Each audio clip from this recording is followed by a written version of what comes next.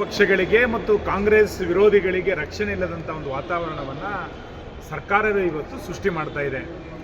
ಬಳ್ಳಾರಿಯಲ್ಲಿ ರಿಪಬ್ಲಿಕ್ ಬಳ್ಳಾರಿ ಇದೆ ಅಂತೇಳಿ ವಿಧಾನಸೌಧದಿಂದ ತೊಡೆತಟ್ಟಿ ಪಾದಯಾತ್ರೆಯನ್ನು ಮಾಡಿ ಒಂದು ಪ್ರಜಾಪ್ರಭುತ್ವವನ್ನು ನೆಲೆಸ್ತೀನಿ ಅಂತೇಳಿ ಹೊರಟಂಥ ಸಿದ್ದರಾಮಯ್ಯನವರ ಆಡಳಿತದಲ್ಲಿಯೇ ಒಂದು ದಂಗೆಯನ್ನು ಮಾಡಿ ಕರ್ನಾಟಕವನ್ನು ಗೂಂಡಾ ರಾಜ್ಯವನ್ನು ಮಾಡಲಿಕ್ಕೆ ಹೊರಟಂಥ ಎಲ್ಲ ಸಂಗತಿಗಳು ಕೂಡ ಇವತ್ತು ಬಳ್ಳಾರಿನಲ್ಲಿ ಗೊತ್ತಾಗ್ತಾ ಇದೆ.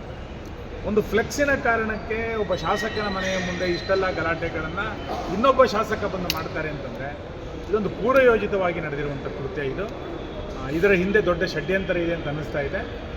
ಪೊಲೀಸ್ ಇಲಾಖೆಯನ್ನು ಸಂಪೂರ್ಣವಾಗಿ ದುರ್ಬಳಕೆ ಮಾಡಿಕೊಂಡು ಕರ್ನಾಟಕದಲ್ಲಿ ಸರ್ಕಾರವೇ ಒಂದು ಅಶಾಂತಿಯನ್ನು ನಿರ್ಮಾಣ ಮಾಡುವಂಥ ಪ್ರಯತ್ನ ಮತ್ತು BJP ಶಾಸಕರನ್ನು BJPಯ ವಿಚಾರಧಾರೆಯ ಕಾರ್ಯಕರ್ತರನ್ನು ಹತ್ತಿಕ್ಕಬೇಕು, ಈ ರೀತಿ ಗೂಂಡಾಗಳನ್ನು ಮುಂದೆ ತಂದಿಟ್ಟು ದಂಗೆಗಳನ್ನು ಮಾಡಿ ಕೇಸ್ಗಳನ್ನು ಹಾಕಿ ರಾಜ್ಯವನ್ನು ನಾನು ಹತೋಟಿಗೆ ತರ್ತೇನೆ ಎನ್ನುವಂಥ ಒಂದು ಹುನ್ನಾರವನ್ನು ಸರ್ಕಾರ ಮಾಡ್ತಾ ಇದೆ.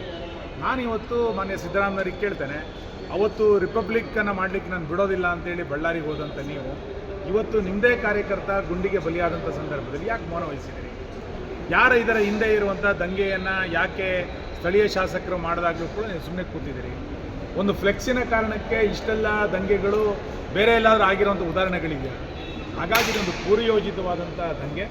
ಕರ್ನಾಟಕವನ್ನು ಗೂಂಡಾ ರಾಜ್ಯವನ್ನು ಮಾಡಲಿಕ್ಕೆ ಏನು ಸಿದ್ದರಾಮಯ್ಯನವರ ಸರ್ಕಾರ ಹೊರಟಿದೆ, ಇದನ್ನು ಖಂಡಿತ ನಾನು ಖಂಡಿಸ್ತೇನೆ.